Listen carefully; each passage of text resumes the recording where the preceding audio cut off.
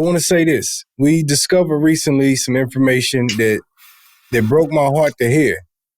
When we talk about these cigars, and we always give our reviews and our opinions of them, a lot of times we always state Aficionado rated this cigar a 90, whatever. And, you know, we're very complimentary of it because of that. This particular cigar that I'm smoking today was rated a 92. This Plasencia Alma de Fuego, you know. But what I learned is Aficionado, and correct me if I get the information wrong, because you taught me. Let's talk about it. Yeah, let's talk about it.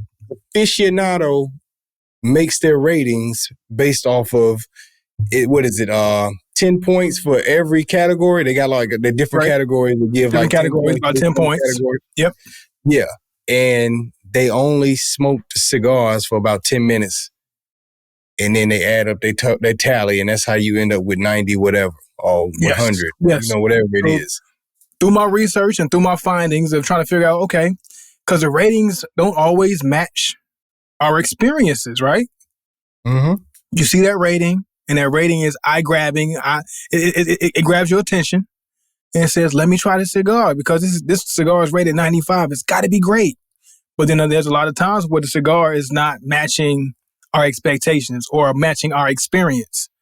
It's like, wow, how does this keep happening? Like, how are we finding so many cigars that are rated in the rating that they're rated, but they're not living up to that moniker, that number that it's supposed to live up to? 95 or 94. 95. It's like, you feel like 94.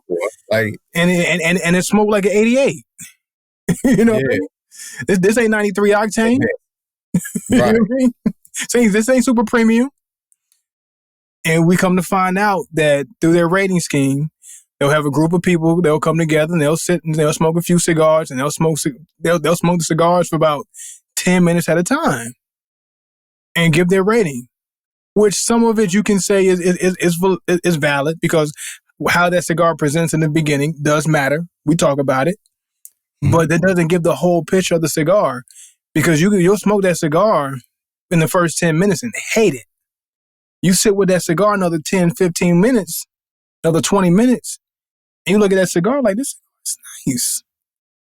Yeah. And that'll change that shifts your ratings and shifts your thoughts about the cigar. And there's no way that you can truly rate a cigar in 10 minutes. It's impossible. And sometimes we feel guilty for rating our cigars, and we'll smoke them for 40 minutes on the show. Yeah. And still feel a little guilty, like maybe we might have shortchanged this one, or maybe we might have overrated it. Let's see how it finishes. Yeah. Because the cigar is broken down in thirds for a reason. You know what I'm saying? Your first third ain't the same experience as your second third if it's done right. And your second's not the same as your third, your final third, if done correctly. So with that being said, in order for you to come to a conclusion that a cigar is deserving of an A grade in the first 10 minutes, because it made you feel a certain way about it in the beginning, it doesn't mean that construction is going to hold up the entire way throughout it. You really don't have a good idea of the draw in the first 10 minutes because, I mean, it could be crap right off the bat. That happens. But at the same time, you could end up running into some issues along the way. Or you don't know if this cigar has any complexities to it. You don't know all the notes of it because you might pick up on some tasting notes later in the cigar that didn't appear early on in it. So it's just like, that was kind of heartbreaking to know that these guys are really misleading us with these ratings that they're providing, because you just don't know the whole spectrum of what the cigar provides.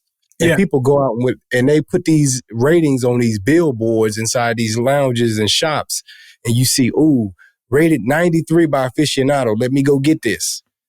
And that don't mean nothing. It don't mean nothing. It ain't worth the paper it's written on, because the rating is just kind of like, I mean, I hate to come at Aficionado like this, but Aficionado, y'all got to do better if y'all gonna rate these cigars. You got to do better by the people. Got to do better by the people. You got to smoke them. You can't light them up and sit with them while you start your paperwork. And when you finish your paperwork, the cigar done. Like, you know what I'm saying? Like, you start your paperwork as soon as you take your first puff. And you're already starting to judge the cigar, like right off the bat. All right, I'm giving my rating, my grades right now. Yeah. And I'm 2 puffs in. Come on now.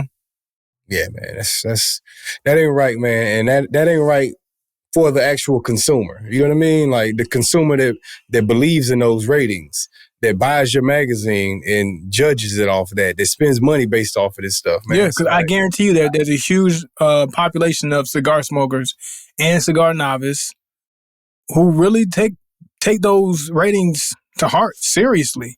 I mean, we were once those guys. Yeah. I know I can speak for myself.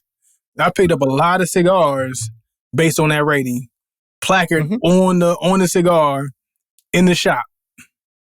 Not on the magazine, but the shops have them on the cigar that says rated by aficionado 95, 94. Oh, let me grab it. Get it home. Ain't what I thought it was. Yeah.